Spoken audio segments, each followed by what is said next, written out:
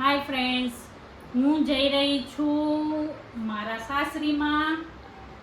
તો ત્યાં માતાજીના દર્શન કરવાના છે. પછી ત્યાંથી અમે જઈશું મારા ભાઈની બેબીને મળવા માટે, તેને આશીર્વાદ આપવા માટે.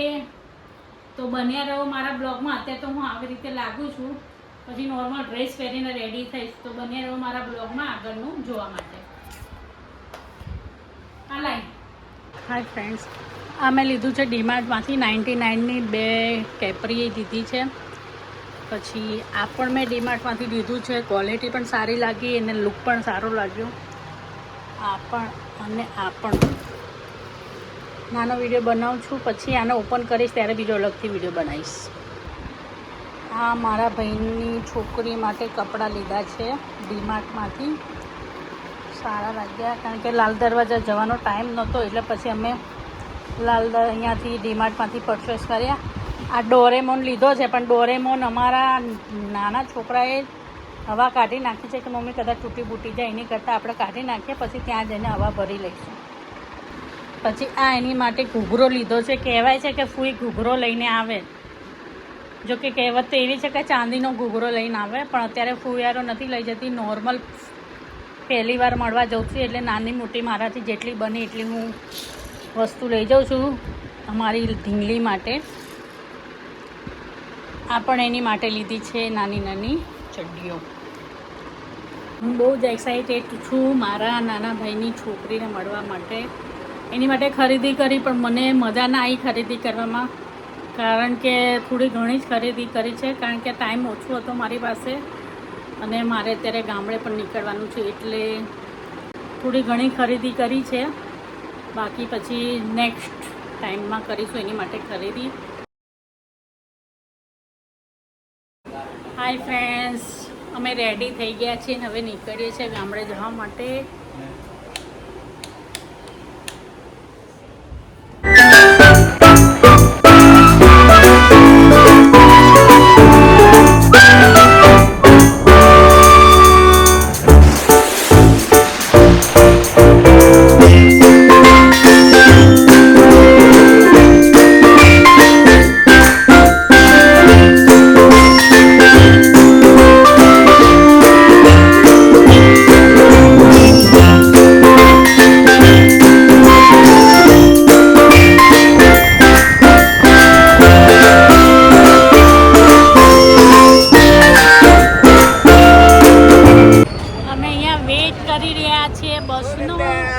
અમે ઓલમોસ્ટ 11 વાગે પહોંચ્યા હતા. જોકે બધી બસો અહીંયાથી નીકળી જાય હોય, થોડી ઘણી બાકી હોય. જોઈએ છે અમારા નસીબ કેટલા સારા છે.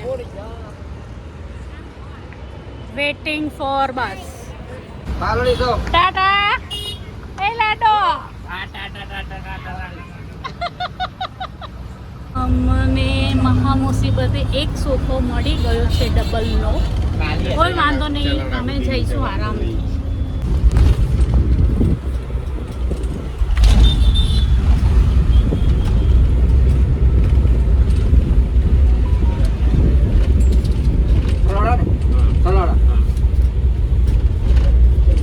ઉઠાડ જવું ચલાડા. હવે તમે સીટ ગ્રહણ કરી લો.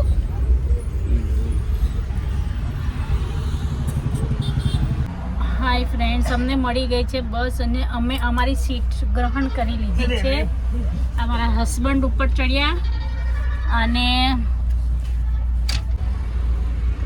અમારા હસબન્ડ બેઠા છે. એમને એમની જોબથી ડાયરેક્ટ આવ્યા છે અને હું, મારો નાનો છોકરો, મોટો છોકરો અને મારી બેન, એની છોકરી અને એના હસબન્ડજી, એ અમને લોકોને મૂકવા આવ્યા. હું આ બ્લોગ ગુજરાતીમાં ઉતારું છું, કારણ કે મને ઘણા બધા મારા કલીગ્સ લોકોએ કીધું કે મેડમ તમે ગુજરાતીમાં વિડીયો ઉતારો, કેમ કે આપણા માણસોને ગુજરાતીનું જ વધારે હોય છે કે આપણે જેવા છે એવું જ જે લેંગ્વેજ છે એ જ લેંગ્વેજમાં, ગુજરાતી લેંગ્વેજમાં જ ઉતારો.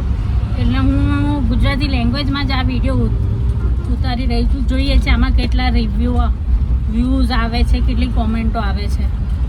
જો કે છે ને એની જગ્યાએ મારે 6 જ આવે છે, પણ જોઈએ હવે આગળ કઈ રીતે હું વાત કરું છું. ઓકે, બન્યા રહો મારા બ્લોગમાં. આગળ ક્યાંક હોટલમાં ઊભી રાખીશું તો આપણે થોડી ગોસિપ કરીશું.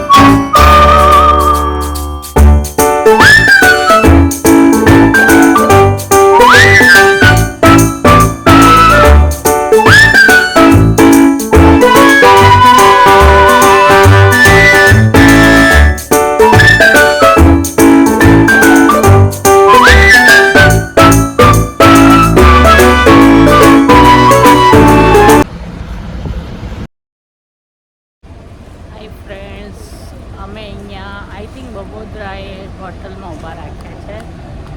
તો અમે ભાજી પાઉં ખાધો, સુગંધ સારી આવતી હતી. મેં કીધું ચલો થોડો ટેસ્ટ કરી લઈએ, તો ભાજી પાઉં ખાધો.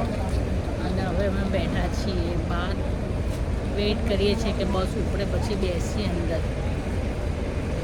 સો બન્યા રહો મારા બ્લોગમાં, જો આગળ શું શું ક્યાં ક્યાં જઈએ છીએ અમે.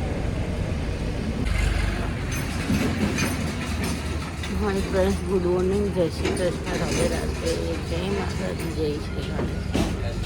અમે પહોંચી ગયા છીએ ચલાડા બસ સ્ટેન્ડે અને હવે અમે અહીંથી બસ પકડીશું અમારા ગામ માટે. મારા હસબન્ડ અને મારો છોકરો બંને ચા પીધી. હું ઘરે જઈને જ પીશ ચા. તો બન્યા રહો મારા બ્લોગમાં. અમે અમારા ગામ પહોંચી ગયા છીએ અને જઈ રહ્યા છીએ થોડું ચાલીને મારા જેઠના ઘરે. ત્યાં ચા પાણી નાસ્તો કરશું, થોડી વાર આરામ કરશું, પછી મળે દર્શન કરીને આગળનું જે કામકાજ ચેક કરીશું. બન્યા રહો બ્લોગમાં.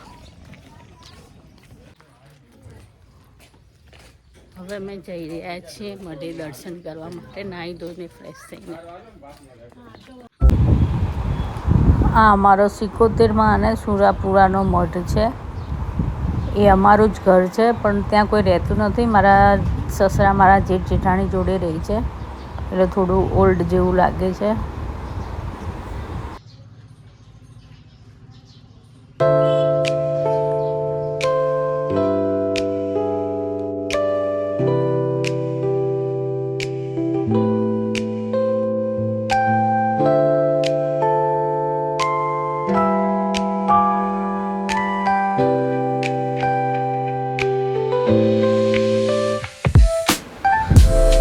જે કેસરી કલરના છે એ અમારા ગામમાં એને ફળા કહે છે.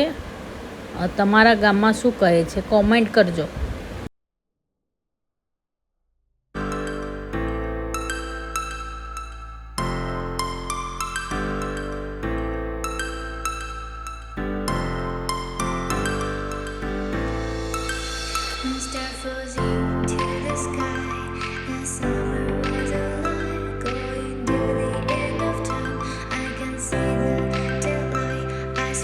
હાય ફ્રેન્ડ્સ, હવે અમે જઈ રહ્યા છીએ અમારા છોટે ડોરેમોનને મળવા માટે.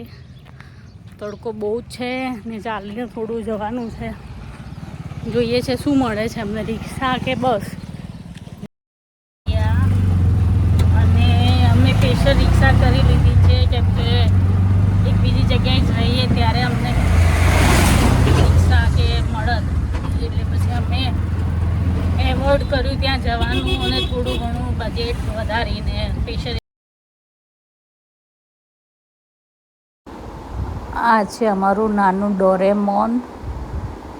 એને સુધીથી એટલે ડિસ્ટર્બ ના કરી. પછી મેં એને ઘણી રમાડી. એનો શોર્ટ વિડીયો મૂક્યો છે, તમે બધા લાઈક કરજો અને એને બ્લેસિંગ્સ આપજો. હાય ફ્રેન્ડ્સ, અમારી લાડો નાની ડોરેમોનને રમાડીને અમે નીકળી